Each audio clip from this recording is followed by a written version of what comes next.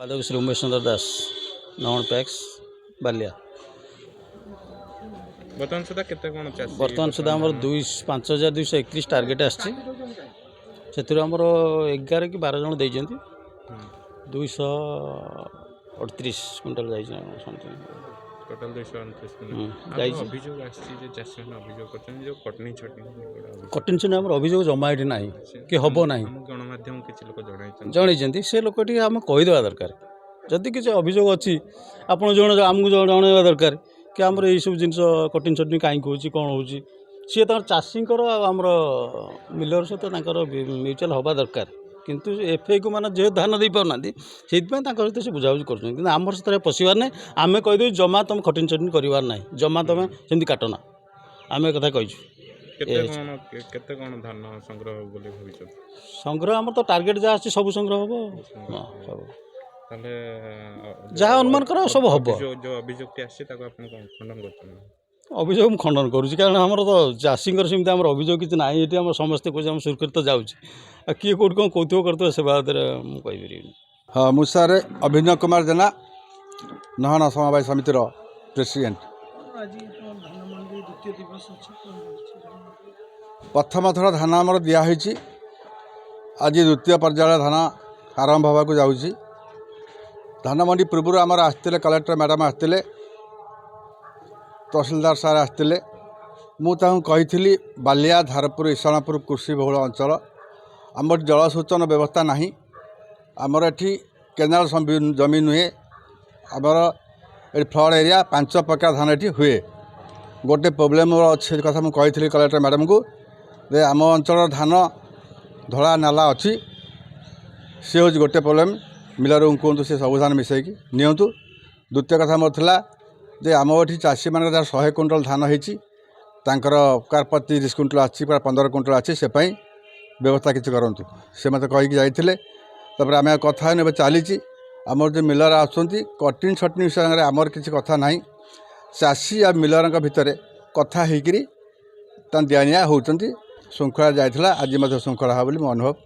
करुँच चाषी किसी अभियोग कटनी छटनी चाषी जो अभियोग करते कहीं मुझे तो प्रथम दिन से कथा देखी नहीं आम मंडी जो चाषी आसमती कथा किसी है नहीं जदि होता है कटिन छटनी विषय मोर किसी कहबार ना आमर जमी पंचायत राज दिवस अच्छी सरपंच वार्ड मेम्बर जमी दरमा पाते मुझे से सिस्टम ना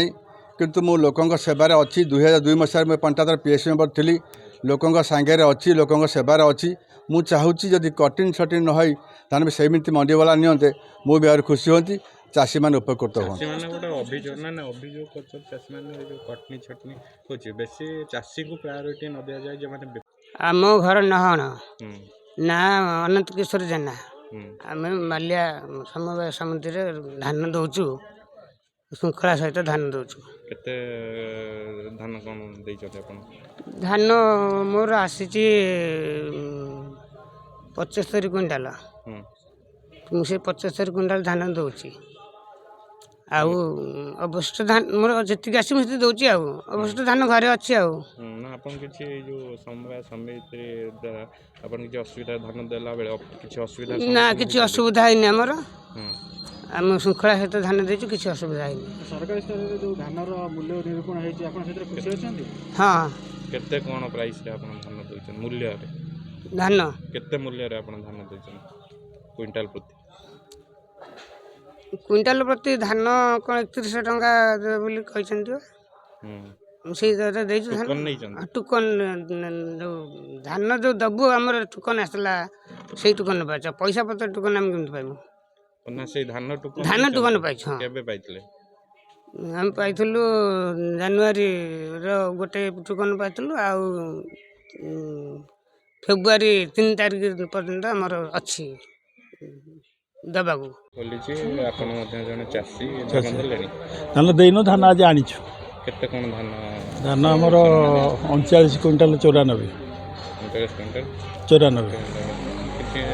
धान देला बेले किछि असुविधा सम्मुखीन होई छथि कि हम तो प्रथम तो ये आछि धान आगुर देनो ये तो मंडी खोलिला थरे नैथिले सेकंड टाइम रे हम आनीछु माने केते धान जो प्रोडक्शन केते कोन अछि धान तो आमर 200-250 क्विंटल हो 250 क्विंटल भाया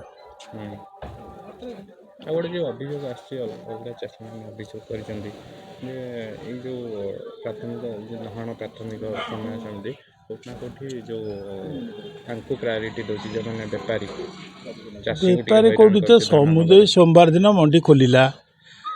କେଇ ଜଣ ଚାଷୀ ଦେଇଥିଲେ ବେପାରୀ ପ୍ରଶ୍ନ କେଉଁଠି ଉଠିଲାଣି କେଉଁଠି